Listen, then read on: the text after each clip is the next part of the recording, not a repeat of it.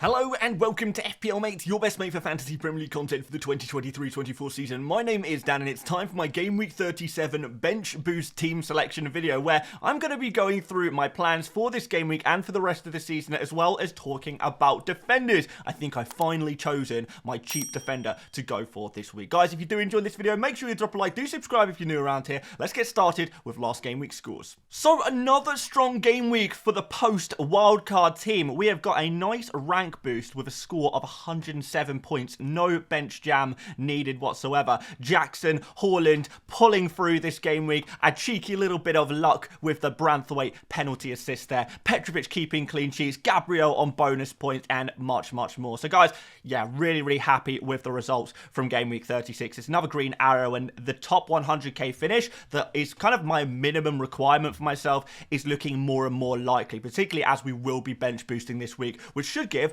a pretty nice rank boost. So this is where we are at for game week 36. Can we push into the top 100k finally? Well, I'm going to show you exactly how I plan on doing that.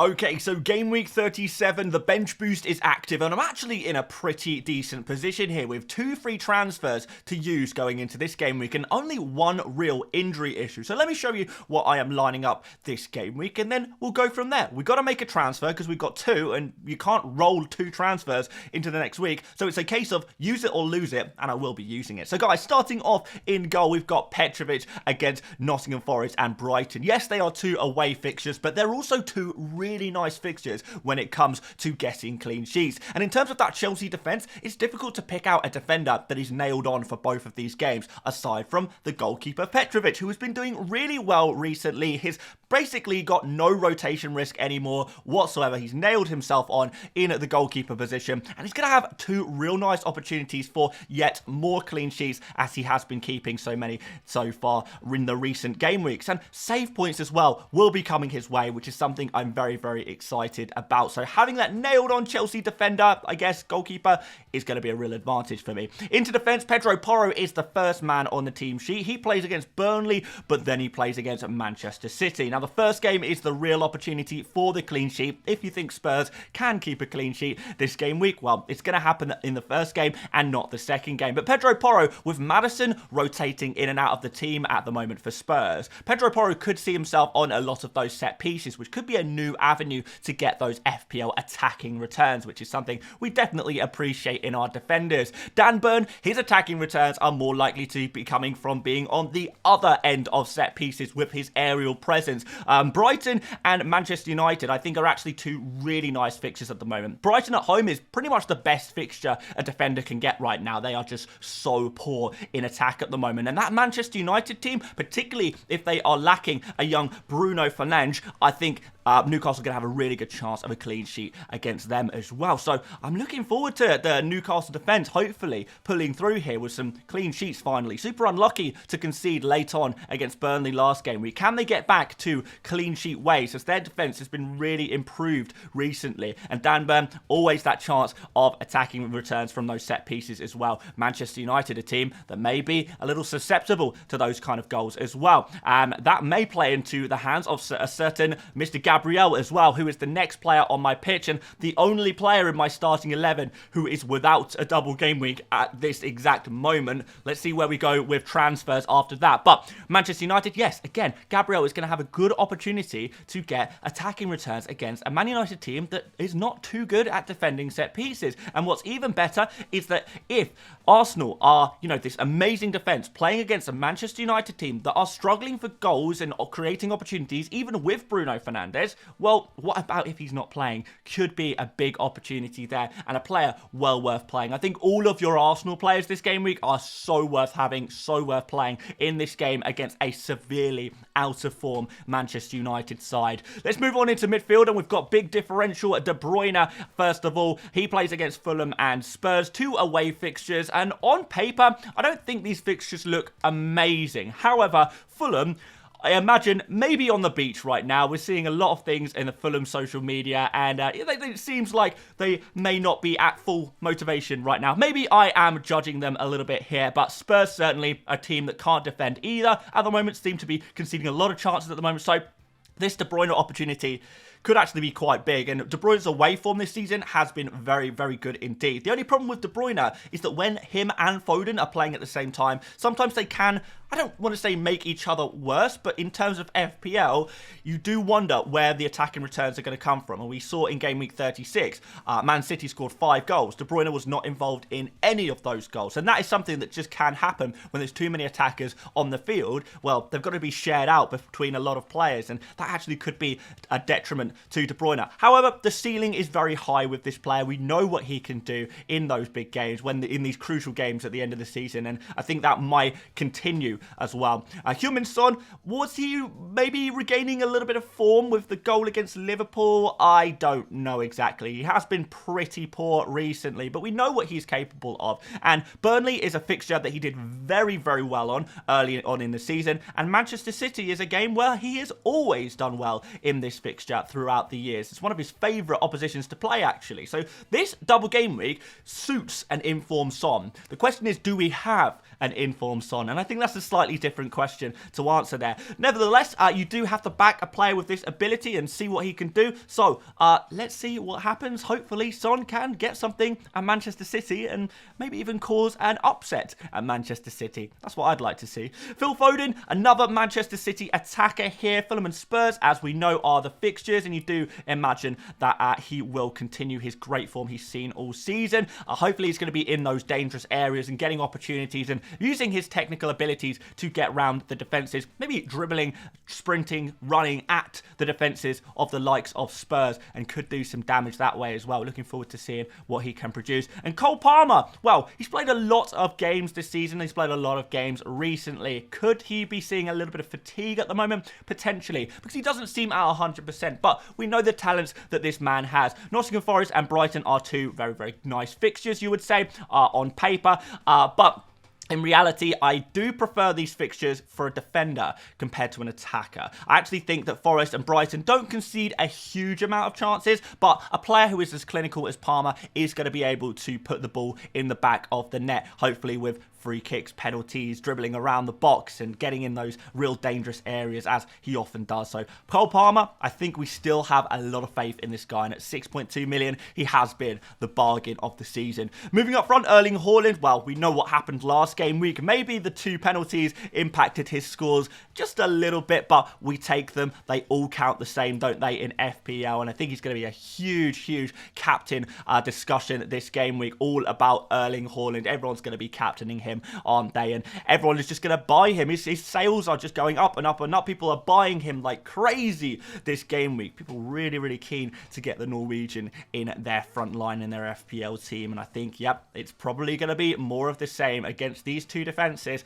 Haaland is going to have a field day, you would imagine. But there is another player who I think can compete with him for points this game week, and that is Alexander Isak, who in my opinion is probably the second best FPL asset for game week 37 after Erling Haaland, because his form has just been so good now for a consistent period of time, and he's always in super dangerous positions. He's always, ready to shoot, very, very clinical, and with Callum Wilson potentially out this game week, we could see him back to being that lone central striker and continuing on those penalties as well. You've got to remember that Isak is also a Golden Boot contender. Everyone talks about Haaland and Palmer competing for the Golden Boot, but Isak is only a few goals behind, so can he potentially stake a claim to that Golden Boot race in this double game week? Now, I look at these fixtures, Brighton and Manchester United, and I think actually these fixtures are really good. In fact, on paper, these fixtures look even better than Erling Haaland's fixtures. And considering that Haaland and Isak have similar stats, similar underlying numbers, could you possibly say that Isak can outscore the likes of Haaland, given that he has slightly better fixtures? Well, we know football is not played on paper, and Manchester City do have the it factor, and we expect them to win every game they play comfortably, although we have to say Isak definitely has some potential here, particularly in that Manchester United game. A Manchester United team that are basically missing all of their defenders. They are in an absolute state at the moment, and I think Isak could really, really cook in that game. He is probably the one player I'm expecting very big things from this game week, and I would not want to live in a world without him in my FPL team. I really wouldn't. Let's finish off this strike force with Nicholas Jackson. I think a few people are finally changing their mind on this guy. His form has actually been pretty decent recently. I know a lot of people just look at his finishing to kind of see how good he is as a player, but always what we've seen from him is his positioning is fantastic, his work ethic is really good, he's always getting in the right areas and making runs for his teammates. What he was lacking a little bit was that finishing, but now recently, last couple of games, he seems to be finishing his chances, got that confidence, and as a forward, that is so important to have confidence. So he's got all of the makings now to do really, really well in this double game week against, like I say, Nottingham Forest and Brighton, two pretty favourable fixtures. So, can he continue to do the business, finish off where he left off in game week 36 and continue to score FPL points? I don't see why not. Let's go on to the bench, and given it's a bench boost week, then the bench is pretty important here. Onana, a lot of people are going to be critical about him, just like they were critical about Jackson, but in the same way as people look at Jackson and see him not finishing his chances and assume he must be a bad FPL asset, and they look at Onana and see Manchester United conceding goals. Onana must be a bad FPL asset. But I don't think that's the case, because what we've seen consistently is Onana is making an insane amount of saves. We're looking at like 6 saves per game. If you take that across a double game week, 12 saves in the double game week. I mean, that is potentially, 4 points right there just for making a bunch of saves. Add the points for playing.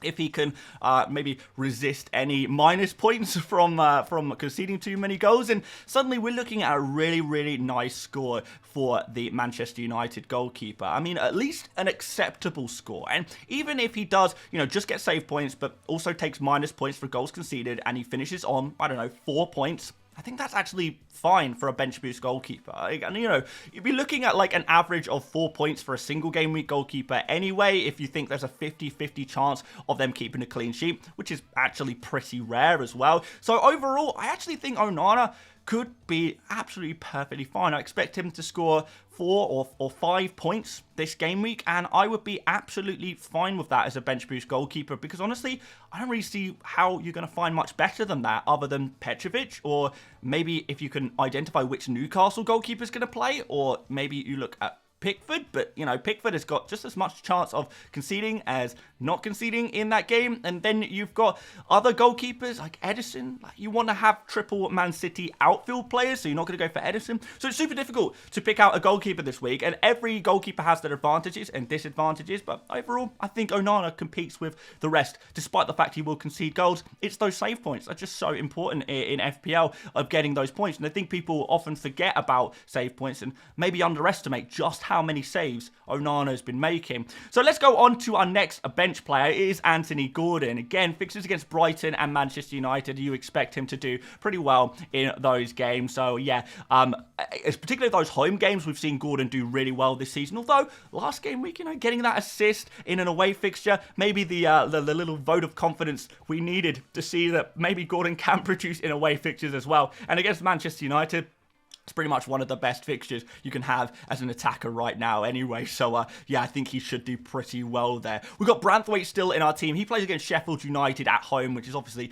a very nice fixture for a defender. I don't think a clean sheet is guaranteed, but you have to say there's a solid, very, very nice chance of that happening. And then also attacking returns. Sheffield United love conceding a goal from a set piece. And Branthwaite and Tarkowski always up for those set pieces, looking to get some headed chances or ping the ball around with some knock-ons, potentially flick-ons in the box. And Branthwaite, I think, is a prime candidate for getting a goal against this Sheffield United team, because let's be honest, looking at the forwards at Everton, it's probably not going to come from those areas, is it? So Branthwaite, I think, is a really nice pick for this game week. I'm very glad to have picked him up a few game weeks ago on the wild card. And finally, we've got Harry Maguire. Injured, needs to be replaced. He's not going to be available for the double game week. And I think, honestly, this is a blessing in disguise, because had Maguire not been injured, I might have actually not wanted to transfer him at all. I've got 2 free transfers. I need to spend one of them. now we've got the perfect candidate. So not only can we remove a guaranteed injured player,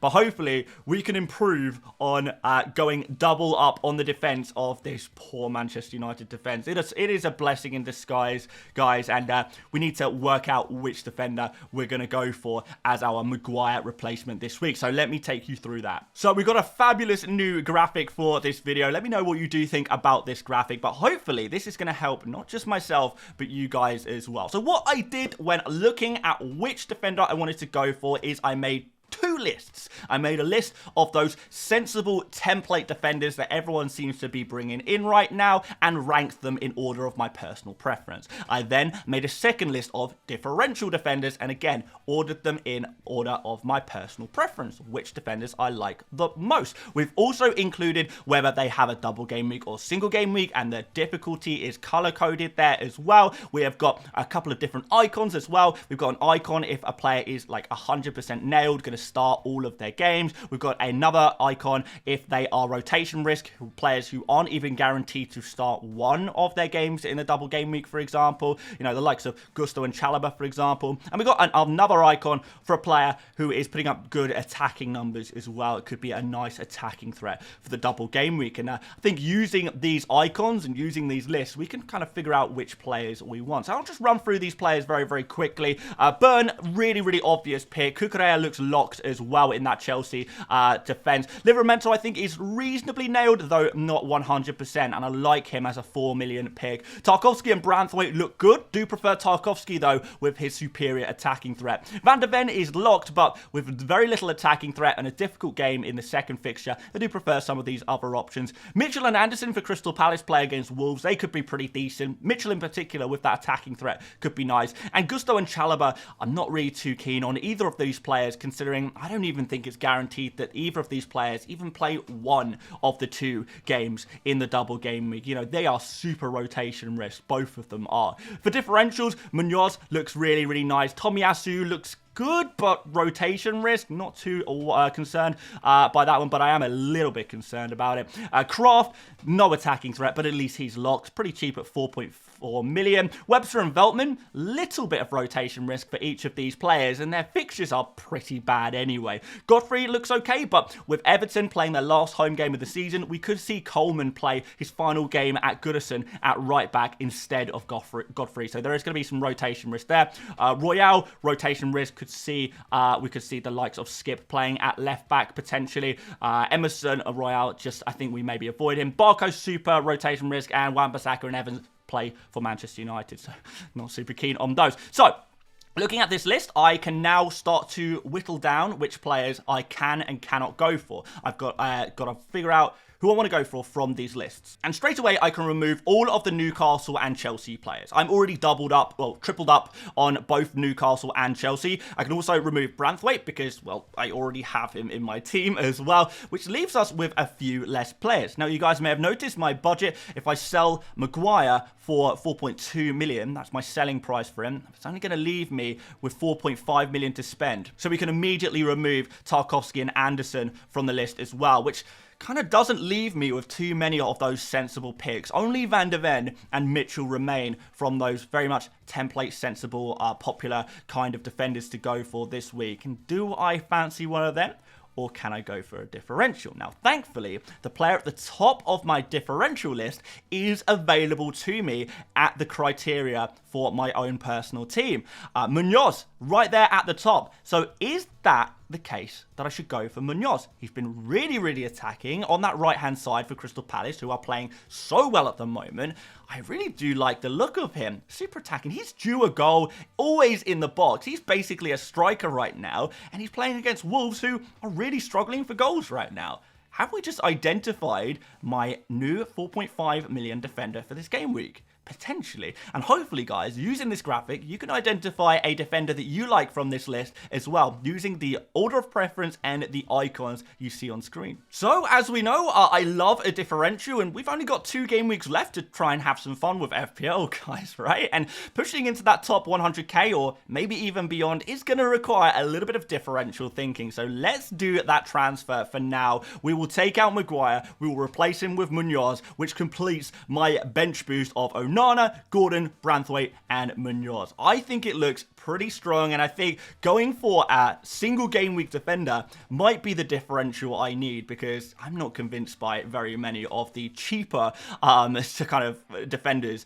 with a double game week. And if I can't afford the likes of Romero or Guardiola, then I don't really see where else I go for this game week, to be honest, other than someone differential like Munoz. I like it, guys. I like it a lot. I think it suits my team and it suits my play style as well. So let's go for that. And now we need to talk about captaincy, which is a little bit more difficult than you think. I mean, we spoke a lot about Haaland being the top pick of the week and Isak potentially being the second most valuable pick of the week. And I did speak about potentially Isak being actually a guy who could easily outscore the likes of Haaland this game week. But right now, guys, the captain's armband is on Haaland. The vice captain is on Alexander Isak. However, I don't know. I feel like this season has just been a very, very poor season for me. Things have just not gone very well, and therefore, is it just worth going full send and going for Isak captain this week? Definitely something I'm thinking about, and I will continue to think about between now and the Saturday morning deadline. But right now, captain's armband is on Haaland, and this is what my bench boost team will look like. A very brief look at the Fantasy Football Hub My Team tool. Of course, guys, you can check this tool out for free using the link in the description. And I want to show you what the AI recommends for a transfer for me. So if I click on the bin icon on Maguire, it's suggesting actually Emerson Royale, Van der Ven, and Veltman as the 3 best replacements for Maguire within my budget. So it's worked that out for me. So yeah, there's definitely some potential there. And I think it is also looking at game week 38. You know, we've got Sheffield United is actually the fixture for Spurs in the final game week of the season. But you know me, guys, we want to go a little bit differential. Go in for Munoz, lock that in. And what I really like, and let's just scroll to game week 38 here. What I like about Munoz is that he plays against Aston Villa at home in the final game of the season, and Aston Villa could be on the beach in that game. They could have already wrapped up European football. They could, be starting to rotate some of their players, play some of the young players, and Crystal Palace, with their form, looking to finish the season strongly, they could actually do really well against an Aston Villa team that is already kind of beginning to drop off a little bit. Their attacking numbers are down, their defensive numbers are down, and they could also be on the beach in game week 38 if everything is wrapped up. So, therefore, Munoz, Crystal Palace could actually be a real nice opportunity against Aston Villa in the final game week of this season. So big opportunities there. And with this team, I would have 2 more transfers to spend as well, which honestly, I don't know where I'm going to go with them. I think I'm probably going to try and get some Arsenal or Liverpool players in my team, or maybe Richarlison as well, depending on how things go during game week 37. So lots to keep an eye on. 2 transfers to use in game week 38 is going to be a huge advantage for me as well, though. So cannot wait for that. And yeah, cannot wait to hopefully finish off the season very, very strongly indeed. Thank you so much for watching today, guys, and do not forget to check out Fantasy Football Hub using the link in the description if you want to start planning out your team and transfers and getting some AI suggestions for yourself. Do leave a like before you disappear. Subscribe if you're new around here. We'll be back for one more video tomorrow before the stream on Saturday, where we're going to be going through all of the final injury and team news ahead of the deadline. And guys, feel free to check out another video if you'd like to as well. The experts looking at the best defenders as well. All kinds of stuff for Game Week 37 this week. So thank you so much for watching once again, and I will see you later next.